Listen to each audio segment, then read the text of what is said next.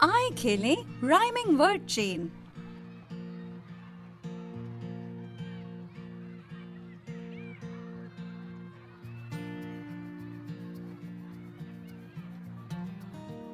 یہ کھیل بچوں کو ہم آواز الفاظ سیکھنے میں مدد دیتا ہے۔ کھیل کے دوران اس بات پر غور کریں کہ بچے ہم آواز الفاظ ڈھونڈنے کے لیے الفاظ اور حرف کی آواز کی شناخت کس طرح کرتے ہیں۔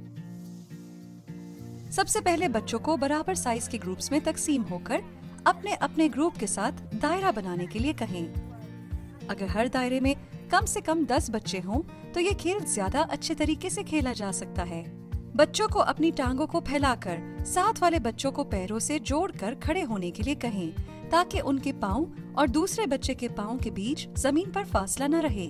اس کے بعد بچوں سے کہیں کہ وہ اپنے بازو باندھ کر سامنے کر کے کھڑے ہو جائیں، جیسے کہ ان کے بازو ہاتھی کی سونڈ ہو۔ بچوں کو دائرے میں کھڑے ہو کر اپنے ہاتھی کی سونڈ کی طرح کیے ہوئے بازوؤں سے گیند کو ہٹ کر کے دوسرے کھلاڑیوں کی ٹانگوں کے بیچ میں سے گیند کو باہر نکالنے کی کوشش کرنی ہے اور ساتھ میں اپنے ٹانگوں کے بیچ گیند کو گزرنے سے روکنا بھی ہے۔ تھوڑی دیر بعد کھیل میں زبان کا چیلنج شامل کریں۔ پہلے بچے سے گیند کے ساتھ کسی لفظ کے بارے میں سوچنے کے لیے کہیں۔ جب وہ کسی دوسرے بچے کی طرف گیند پھینکیں تو اونچی الفاظ میں کوئی لفظ کہیں۔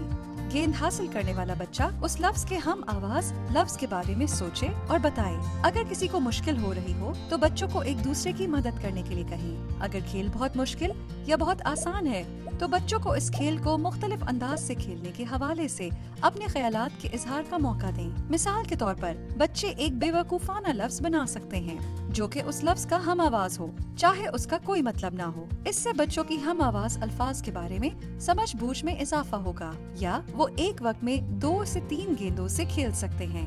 پورے کھیل کے دوران یقینی بنائیں کہ لڑکے اور لڑکیاں یکساں طور پر حصہ لے رہے ہیں اور ہر ایک کو گیند ہٹ کرنے کی باری مل رہی ہے۔ کھیل کے بعد بچوں کے ساتھ نئے ہم آواز الفاظ کے حوالے سے بات چیت کریں۔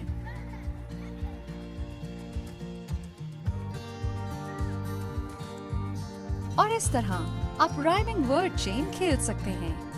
انجوائے کریں۔